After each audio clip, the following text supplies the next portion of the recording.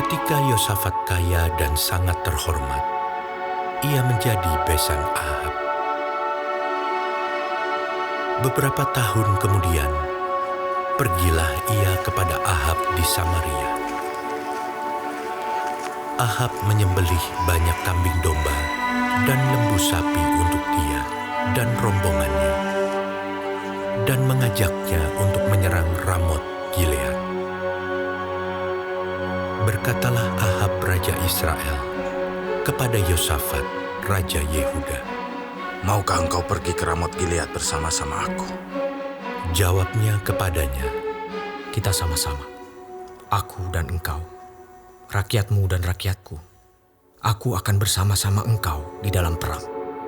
Tetapi Yosafat berkata kepada raja Israel, "Baiklah, tanyakan dahulu firman Tuhan." Lalu raja Israel mengumpulkan para nabi, 400 orang banyaknya. Kemudian bertanyalah ia kepada mereka, "Apakah kami boleh pergi berperang melawan Ramot Gilead? Atau aku membatalkannya?" Jawab mereka, "Majulah, Allah akan menyerahkannya ke dalam tangan raja." Tetapi Yosafat bertanya, "Tidak adakah lagi di sini seorang nabi Tuhan, supaya dengan perantaraannya kita dapat meminta petunjuk?" Jawab raja Israel kepada Yosafat, "Masih ada seorang lagi yang dengan perantaraannya dapat diminta petunjuk Tuhan. Tetapi aku membenci dia, sebab tidak pernah ia menubuatkan yang baik tentang aku, melainkan selaku malapetaka. Orang itu ialah Mika bin Yimla." kata Yosafat. "Janganlah raja berkata demikian." Kemudian raja Israel memanggil seorang pegawai istana. Katanya, "Jemputlah Mika bin Yimla dengan segera."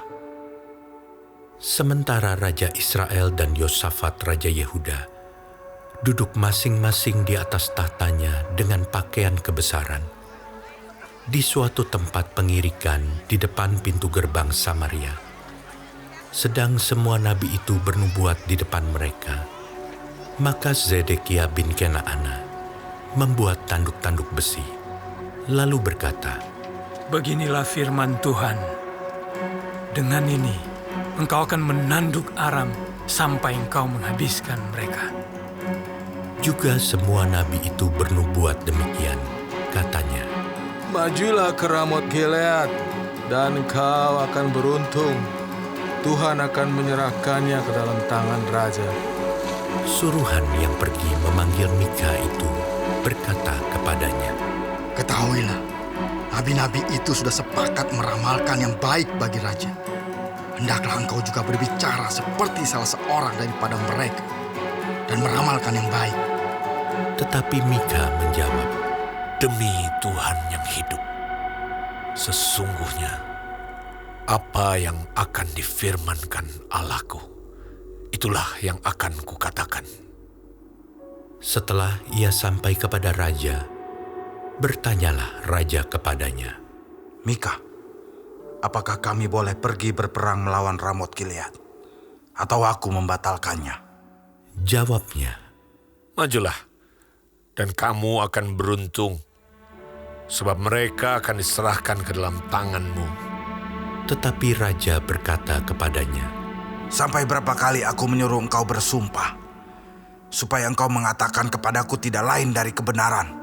Lalu jawabnya, "Telah kulihat seluruh Israel bercerai-berai di gunung-gunung, seperti kambing domba yang tidak mempunyai gembala. Sebab itu Tuhan berfirman, mereka ini tidak punya Tuhan.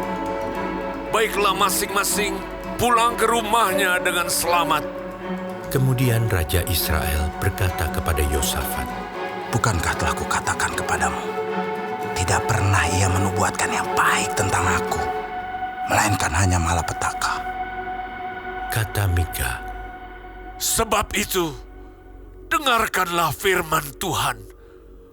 Aku telah melihat Tuhan sedang duduk di atas tahtanya, dan segenap tentara sorga berdiri di sebelah kanannya dan di sebelah kirinya.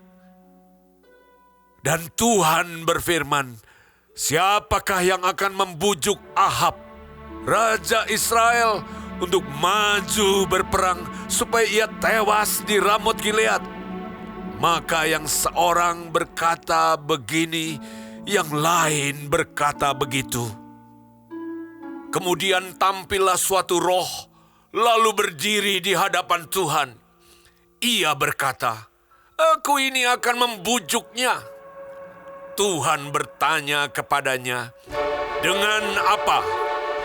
Jawabnya, aku akan keluar dan menjadi roh dusta dalam mulut semua nabinya. Ia berfirman, biarlah engkau membujuknya dan engkau akan berhasil pula. Keluarlah dan perbuatlah demikian. Karena itu, sesungguhnya Tuhan telah menaruh roh dusta ke dalam mulut nabi-nabimu ini. Sebab Tuhan telah menetapkan untuk menimpakan malapetaka kepadamu. Sesudah itu tampillah Zedekia bin Kenaana. Ditamparnyalah pipi Mika serta berkata, Bagaimana mungkin roh Tuhan pindah daripadaku untuk berbicara kepadamu? Tetapi Mika menjawab, Sesungguhnya engkau akan melihatnya pada hari engkau lari dari satu kamar ke kamar yang lain untuk menyembunyikan diri. Berkatalah Raja Israel, Tangkaplah Mika, bawa dia kembali kepada Amon penguasa kota dan kepada Yoas anak raja. Dan katakan, beginilah titah raja. Masukkan orang ini dalam penjara dan beri dia makan roti dan minum air serba sedikit, sampai aku pulang dengan selamat. tetapi jawab Mika, Jika benar-benar engkau pulang dengan selamat, tentulah Tuhan tidak berfirman dengan perantaranku. lalu disambungnya. Dengarlah, hai bangsa-bangsa sekalian. Sesudah itu, majulah Raja Israel dengan Yosafat Raja Yehuda ke Ramot Gilead. Raja Israel berkata kepada Yosafat, Aku akan menyamar dan masuk pertempuran.